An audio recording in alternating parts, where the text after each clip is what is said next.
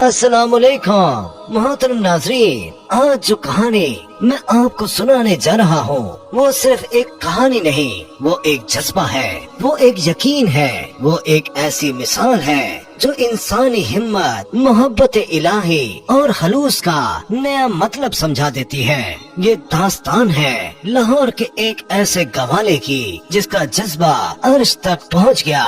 ना उसके पास दौलत थी ना ताकत, लेकिन उसके पास थी सिर्फ एक चीज, अल्लाह के घर को देखने की बेपनाह ख्वाहिश। और दोस्तों, जब ख्वाहिश पूरी होती है और दिल सिर्फ अल्लाह के लिए धड़कता है तो फिर रास्ते खुद ब खुद बन जाते हैं। इसलिए मेरी आप सबसे मौतबाना गुजारिश है कि इस कहानी को आखिर तक जरूर सुनिए, क्योंकि इसका हर लम्हा आपकी आंखें नम कर देगा।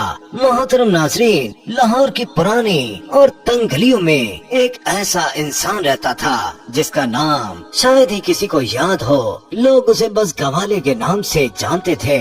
उसका रोज का काम था सुबह उठना, अपनी गाय भैंस का दूध निकालना और फिर वो दूध शहर में बेचना। दिन भर की मेहनत के बाद वो अपने छोटे से कच्चे मकान में लौट आता, जहाँ उसकी बीवी और बच्चे उसका इंतजार करते। उसके पास कोई बड़ी जायदाद नहीं थी, कोई ऊंचा ओहदा नहीं था, वो सिर्फ एक आम इंसान था। लेकिन उस मामूली इंसान के दिल में एक ऐसा ख्वाब था जो बड़े बड़े बादशाहों को भी नसीब नहीं होता।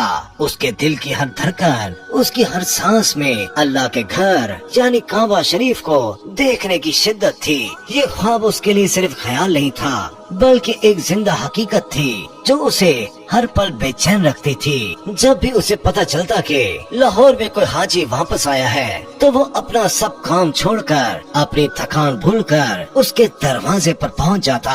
उसके चेहरे पर एक अजीब सी मासूमियत और आंखों में एक चमक होती। वो बड़े अदब और मोहब्बत से उनसे सफरे हज के बारे में पूछता। उसके सवालों में इतनी गहराई, इतनी सच्चाई होती कि सुनने वाले हैरान रह जाते।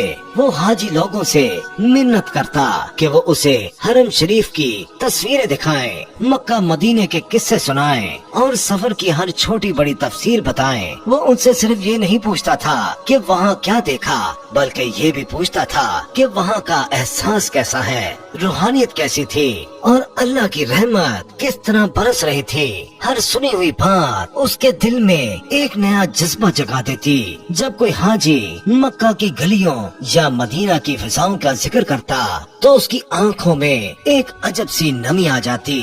उसे लगता जैसे वो खुद उन मुकद्दस जमीनों पर चल रहा हो, काबा का तवाफ कर रहा हो। दिन, महीने और साल गुजरते गए और उस गवाले का ये जज्बा और ख्वाब और पुख्ता होता चला गया। उसकी बीवी और बच्चे उसकी इस बेचैनी को समझते थे, मगर वो बेचारे भी क्या करते। उनके पास इतने वसाइल नहीं थे कि वो हज का ख्वाब पूरा कर सके। अक्सर उसकी बीवी उसे तसल्ली देती, अल्लाह बेहतर करेगा, मगर उसका दिल मानता नहीं था। वो समझ चुका था कि सिर्फ सोचने से कुछ नहीं होगा, उसे अमल करना होगा।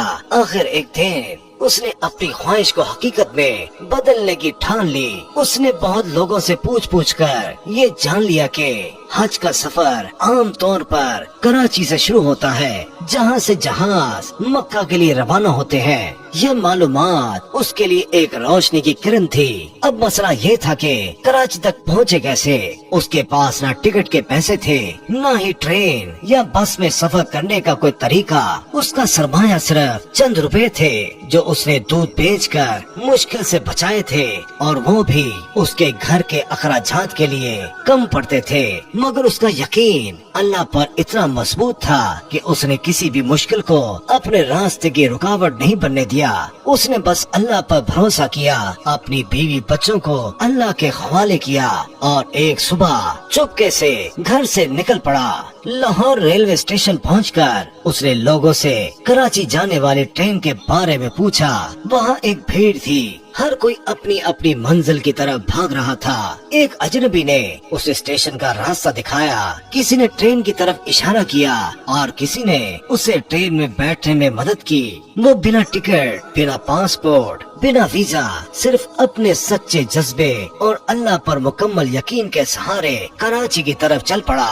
कराची पहुंचकर वो सीधा हाजी कैंप की तरफ चल दिया, जहां हज के लिए जाने वाले लोगों का हजूम था। वहां उसने देखा कि लोग बड़े बड़े जहाजों में सवार होकर अल्लाह के घर की तरफ जा रहे हैं। उसका दिल और तड़पने लगा। उसे लगा कि उसकी मंजिल इतनी करीब है, मगर वो वहां तक पहुंच नहीं सकता।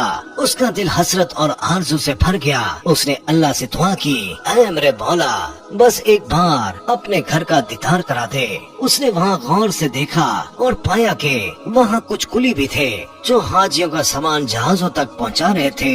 उसने एक कुली से दोस्ती की, उसे अपनी हज की आरज़ू और मजबूरी बताई। उस कुली ने, जो शायद उसकी सच्चाई से मुतासिर हुआ था, उसे अपनी यूनिफॉर्म दे दी। और फिर एक दिन जब जहाज पर सामान लोड हो रहा था, वो इसी कुली की वर्दी पहनकर सामान उठाते उठाते जहाज के अंदर चला गया। उसका दिल जोरों से धड़क रहा था। हर सांस उसके लिए एक इम्तिहान थी। जब जहाज में सारा सामान लोड हो गया और रवानगी का वक्त करीब आया, तो चुपके से जहाज के अंदर एक कोने में छिप गया। उसने अपनी कुली की वर्दी उतार दी और अपने कपड़े पहन लिए। अब वो जहाज में था, एक ऐसा मुसाफिर जिसके पास न सीट थी, न कमरा, न कोई पहचान। रात हुई, जहाज समंदर की लहरों पर झूल रहा था। लोग अपने अपने कमरों में आराम करने लगे, मगर वो बेचारा इधर उधर बैठकर या लेटकर रात गुजारता रहा। लेकिन उसका जज्बा, उसकी मोहब्बत, उसका यकीन, सब कुछ सिर्फ और सिर्फ अल्लाह के लिए था। उसकी आंखों में नींद नहीं थी, बस अपने ख्वाब की रोशनी थी। जब जहाज तकरीबन सफर तय कर चुका था, तो उसने एक शख्स से गुजारिश की, जब जद्दा का साहिल नजर आए तो मुझे बता देना। कई दिन और रातों के सफर के बाद जब जद्दा का साहिल दिखाई दिया और जहाज रुकने ही वाला था, उस नौजवान ने एक ऐसा काम किया जिसका किसी ने तसव्वुर भी नहीं किया था। उसने जहाज के ऊपर से सबकी नजरों के सामने समंदर में छलांग लगा दी। जहाज पर मौजूद लोग चीखने लगे, अरे ये क्या किया, इसे तैरना नहीं आता, वो डूब गया है। और लोगों ने चीखें मारना शुरू कर दी। लोगों ने समझा कि वो खत्म हो गया है। हर कोई हैरान था इस बेमिसाल जुर्रत और बेवकूफी पर। कुछ लोग उसे बचाने के लिए भागे, मगर तब तक वो लहरों में गायब हो चुका था। लेकिन प्यारे दोस्तों, ये तो सिर्फ उसके सफर की शुरुआत थी। उसकी आजमाइश का पहला मरहला था। अल्लाह का कुछ और ही मंजूर था। जब वो नौजवान होश में आया तो उसने खुद को जद्दा के साहिल पर पाया। उसे यकीन नहीं आया। उसकी आंखें हैरत से खुली रह गई। समंदर की लहरें उसे खुद उठाकर ले आई थी। बिल्कुल किनारे तक वो बेहोश था। उसका जिस्म दर्द से चूर चूर था। सांस लेने में भी मुश्किल हो रही थी, मगर वो जिंदा था। ये अल्लाह की कुदरत थी, उसके यकीन और जज्बे का इनाम था। एक मौजज़ा जो उसकी जिंदगी में हुआ। किसी तरह वो उठा और एक ग्रिल के पास बैठ गया। साल की ठंडी हवा उसके चेहरे से टकरा रही थी, उसकी रूह को सुकून दे रही थी। उस ग्रिल के उस पार एक खूबसूरत कोठी थी, जिसके बड़े से सहन में उसने देखा कि एक गाय बंधी हुई है। दो लोग उसका दूध निकालने की कोशिश कर रहे थे, मगर गाय उनसे नफरत कर रही थी। वो उनके काबू में नहीं आ रही थी और अपने दूध को बचाने की कोशिश कर रही थी। वो उन्हें बार बार लात मार रही थी और उनके करीब नहीं आने दे रही थी। उन दोनों को समझ नहीं आ रही थी कि गाय को कैसे संभाले। उस गवाले ने अपनी पूरी जिंदगी गाय भैंस के साथ गुजारी थी। वो उनकी जुबान समझता था, उनके मिजाज को जानता था। दूर से ही अपनी कमजोरी के बावजूद वो चीख कर कहने लगा, अगर तुम लोग इजाजत दो तो मैं इस गाय का दूध निकाल दूं, मैं इसे संभाल सकता हूँ। उन लोगों ने हैरान होकर उस मासूम शख्स को देखा, जिसके कपड़े गीले थे और चेहरा थकान से चूर था, मगर उसकी आवाज में एक अजब सा यकीन था। उन्होंने उसे अंदर बुलाया। उसने जाके गाय के सर पर हाथ फेरा, प्यार से सहलाया जैसे वो अपनी ही गाय हो। और मोहतरम नाज़रीन, गाय एकदम मोहतरम हो गई। बिल्कुल खामोश। उसने अपना सर उसके कांधे पर रख दिया।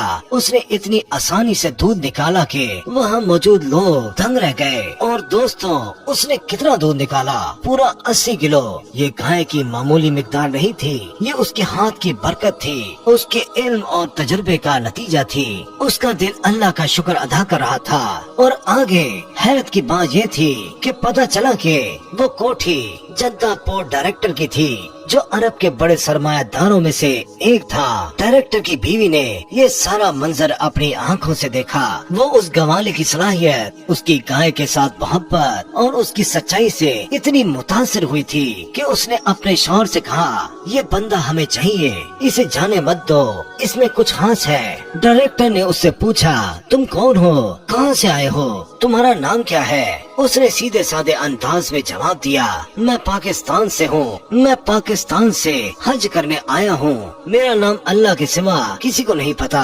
डायरेक्टर उसकी सच्चाई और मासूमियत से और भी मुतासिर हुआ। उसने कहा, तुम हज भी करो और हमारे यहाँ काम भी करो, हम तुम्हें अच्छी तनख्वाह देंगे और तुम्हारे रहने का इंतजाम भी करेंगे। और फिर उसे अपने ससुर के पास भेज दिया, जिनके पास 200 से ज्यादा गाय भैंसे थी और जिन्हें एक ऐसा मेहनतकश और ईमानदार इंसान चाहिए था जो उनके जानवरों का ख्याल रख सके। वहाँ जाके भी उसने सबको हैरान कर दिया। उसने अपनी मेहनत, ईमानदारी और जानवरों से मोहब्बत से सबके दिल जीत लिए। हर किसी को लगा कि अब ये बंदा यही काम करेगा। उसे यहाँ एक अच्छी जिंदगी मिल गई है जिसकी उसने कभी ख्वाहिश भी नहीं की थी। लेकिन वो हर दफा एक ही बात कहता, मैं हज करने आया हूँ, मैं अल्लाह के घर का मेहमान हूँ। उसका दिल अब भी काबा की तरफ लगा हुआ था। ये दुनिया की दौलत उसके लिए कोई मायने नहीं रखती थी। डायरेक्टर और उसका ससुर उसे रोकते रहे। उन्होंने उसे हर तरह की सहूलत देने का वादा किया। 3 दिन तक उन्होंने उसे समझाया कि अब वो वहीं रुक जाए, उनके पास बहुत काम है और वो उसे हर खुशी देंगे। तीसरे दिन उसके मालिक ने कहा, तुझे हज भी करवाएंगे और सब कुछ देंगे, बस तू यही रहना, हम तेरी हर जरूरत पूरी करेंगे, तुम्हारा घर पाकिस्तान से यहाँ ले आएंगे। उन्होंने उसे जबरदस्ती नहीं रोका, बल्कि प्यार और इज्जत से रोकने की कोशिश की, क्योंकि वो उसकी सच्चाई और काम से बहुत मुतासिर थे। और दोस्तों, उस गवाले को हज करने का मौका मिला। उसने अल्लाह के घर को अपनी आँखों से देखा। उसने काबा का तवाफ किया, हजरे अस्वद को चूमा, मकामे इब्राहिम पर नमाज अदा की। जब उसकी नजर काबा पर पड़ी, उसकी आंखों से आंसुओं का सैलाब बह निकला। उसकी रूह को जो सुकून मिला वो लफ्जों में बयान नहीं किया जा सकता। उसने अपना ख्वाब हकीकत बनते हुए देखा। हज के बाद जब उसे वापस रहने के लिए कहा गया तो उसने नरम लहजे में और पूरे अदब से कहा, अब मैं वापस जाना चाहता हूँ, मेरे बीवी बच्चे वहाँ हैं, वो मेरा इंतजार कर रहे होंगे। मैं अल्लाह के घर का मेहमान था और अब मेरा फर्ज है कि मैं अपने घर वापस जाऊँ। उस मालिक ने, जो उसकी ईमानदारी और जज्बे से बहुत मुतासिर हो चुका था, उसे रोकने की आखिरी कोशिश की। उसने कहा, मैं तुझे एक नया घर देता हूँ, ये गाड़ी भी तुम्हारी है, ड्राइवर भी तुम्हारा है, अब तुम यही रहोगे, हम तेरी जरूरत का ख्याल रखेंगे और तुम्हारे बीवी बच्चों को भी यहाँ बुला लेंगे। तो मेरे प्यारे दोस्तों, वो गवाला जिसके पास पासपोर्ट नहीं था, टिकट नहीं थी, पैसे नहीं थे, लेकिन उसके पास जज्बा था, मोहब्बत थी और अल्लाह पर बेइंतहा यकीन था। उसने अल्लाह का घर भी देख लिया और दुनिया भी उसके कदमों में आ गई। जिस इंसान को दुनिया ने मामूली और बेसहारा समझा, अल्लाह ने उसे अपना खास मेहमान बना लिया। तो मेरे प्यारे दोस्तों, हम उम्मीद करते हैं ये वाकया आपको बहुत पसंद आया होगा। अल्लाह ताला से दुआ है कि अल्लाह ताला हम सबको अपने घर की ज़ियारत नसीब फरमाए। आमीन सुम आमीन।